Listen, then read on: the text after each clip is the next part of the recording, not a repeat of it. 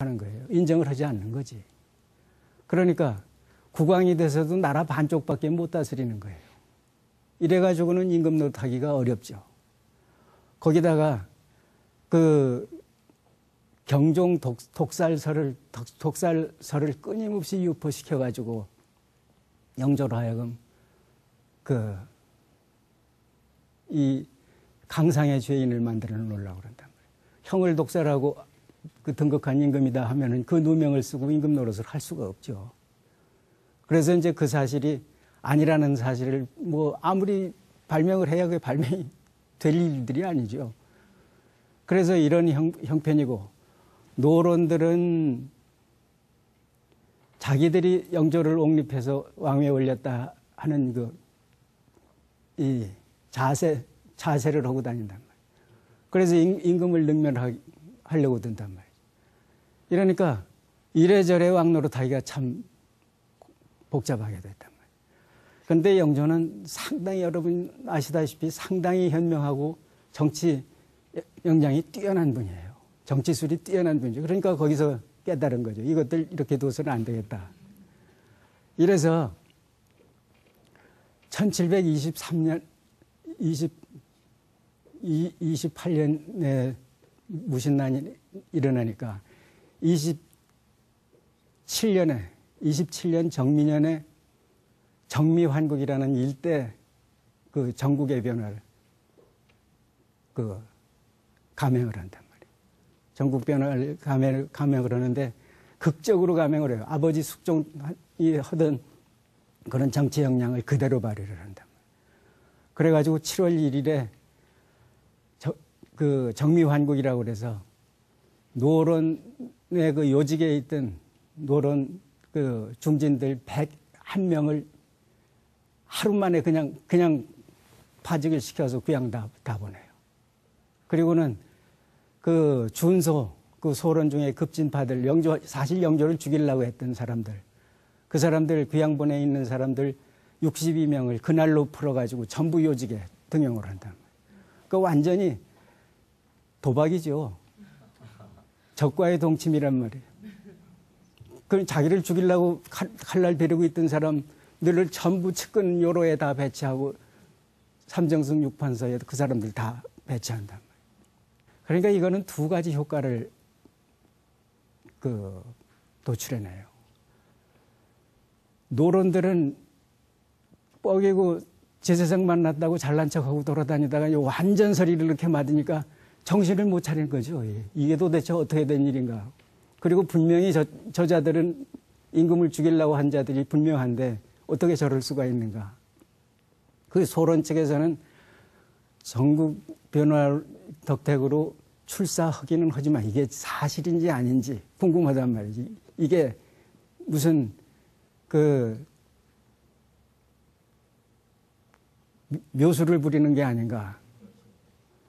그래서 겁나 있죠. 겁나 있는데 그 중에서 특히 영조한테는 씻을 수 없는 대죄를 지은 사람들, 절대로 그 하늘 아래에서는 살 수 없는 죄를 짓고 있는 사람들, 이 사람들 입장으로는 아무래도 납득할 수가 없죠.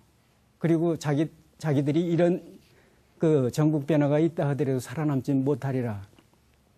대권을 자기들이 장악하지 않고는 못하리라는 생각을 하게 되죠. 그러니까 이 사람들이 노론, 국왕의 측근 세력인 노론 세력들이 전부 국왕 측근에서 물러나 있는, 쫓겨나 있는 이런 시점을 이용해서 대권을 장악을 해야 되겠다 하는 생각을 해가지고 반란을 일으켜요. 그래서 1728년 무신년에 이인좌가 청주에서 반란을 일으킨 게 그 반란이란 말이에요. 그러니까 영조는 진짜 반란을 일으킬 놈들이 누군가 이렇게 기회를 준 거죠. 그러니까 그 기회를 정말 써서 반란을 일으켰어요. 그런데 그 반란을 진압을 신속하게 한단 말이에요. 그러니까 영조가 계산된 그 정책이었으니까 신속 제압할 수 있는 방책을 다 마련해 놓고 있었겠죠.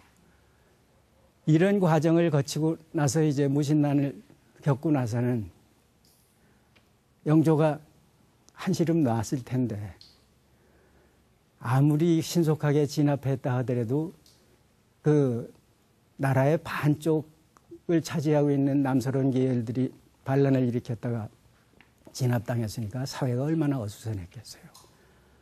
그 어수선한 정국을 겸재가 믿을 만한 사람한테 그 맡길 자리를 맡겨야지. 그렇지 않고는 그게 수습이 안 될 테니까 가장 믿을 만한 사람을 찾게 되니까 겸재를 찾은 거예요. 그래서 겸재는 그때 하양 현감을 6년 만 5년 6년 만기를 채우고 영조가 등극해 있을 때 정미환국이 일어나기 바로 전에 51세가 돼가지고 서울로 복귀를 해요. 복귀를 했는데 복귀한 직후에는 영조가 복잡한 때니까 이 정미환국을 계획하고 있는 중이니까 스승 챙길 겨를이 없죠. 그래서 가만 방치해뒀던 것 같은데 무신난이 수습 단계에 들어가니까 한성주부로 불러요. 같은 종류품이지만은 주부면은 실무직이란 말이죠. 그래서 겸재가 이제 강격적인 해오를 하게 되는데 그 다음 해 3월 21일 날 겸재와 영조가 만나요. 어떻게 만나냐 하면은 조선시대는 지금도 그러는지 모르겠는데 대통령이 무슨 과장계장 불러서 실무를 묻는 제도가 있는지 모르겠어요. 근데 이 조선시대는 있었어요. 그래서 그걸 윤대관이라고 그래가지고 늘 대하는 게 아니라 갈마들여가면서 그 실무자들을 불러서 임금이 직접 대면을 한단 말이에요. 그래서 들어가서 이제 면대하면은 언제부터 출사했느냐, 무슨 직책을 거쳤느냐, 그러면 이제 구체적으로 얘기하는데 웬일이 다른 사람은 대개 이제 그냥 그 내용이 지리하니까 그냥 다 생략하고 말아요. 근데 겸재에 관한 기사만은 승조원 일기에 그대로 자세하게 다 수록이 돼 있어요. 그래가서 천문학 경교수로 간상감 천문학 경교수로 출사를 해가지고 조지서 별제를 지내고 사헌부 감찰을 지낸 다음에 하양현감으로 나가서 6년 만기를 채우고 와서 봄에 1월 달에 부임해 가서 1월 달에 와야 되는데 맥추까지 더 다스리라고 해가지고 4개월을 더 다스리다 왔다고. 그래서 지금 이제